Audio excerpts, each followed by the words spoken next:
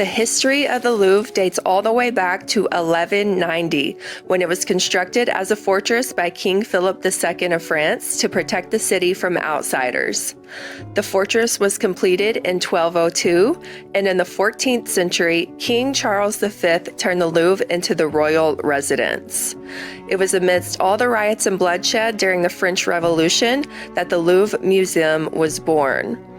Once Louis XVI was in prison, the royal collection became national property.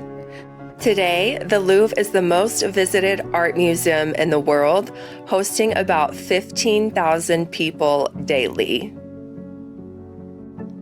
The entrance to the museum is a part of the original fortress, so you can see it's kind of like a moat that goes around the castle at the time. So it's really cool to see the original structure of the building. The Venus de Milo is one of the 3 most famous female figures in the Louvre and my personal favorite.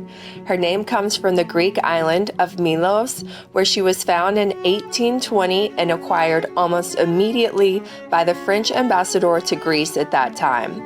He then presented her to King Louis XVIII, who donated her to the Louvre in March of 1821.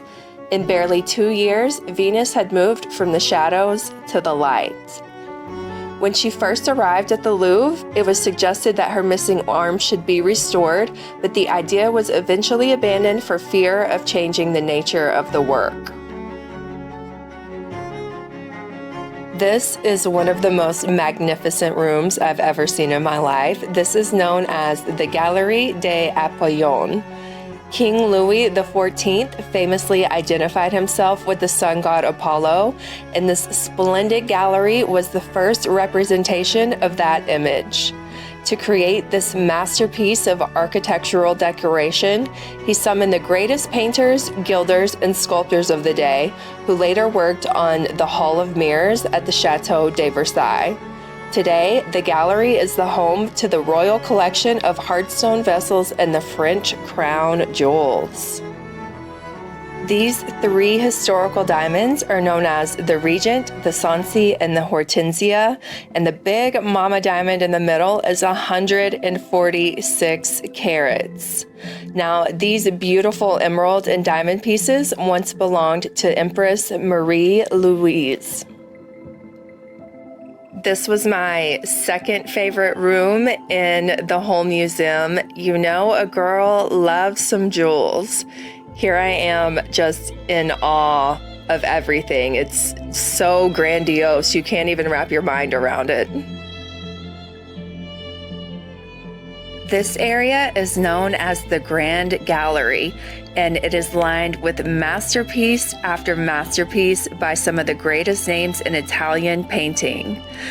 This is some beautiful artwork by Leonardo da Vinci, but also housed in here are paintings from Mantegna, Raphael, and Caravaggio, just to name a few.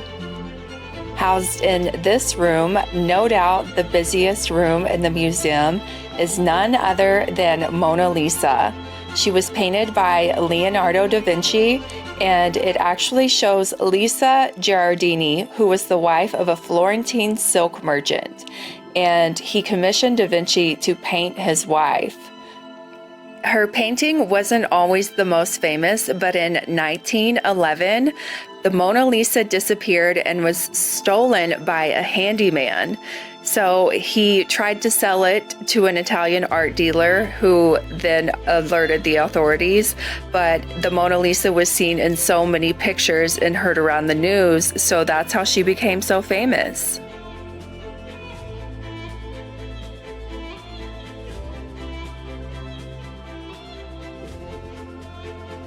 Thanks for coming along. I hope you learned something today and enjoyed seeing some beautiful pieces of art.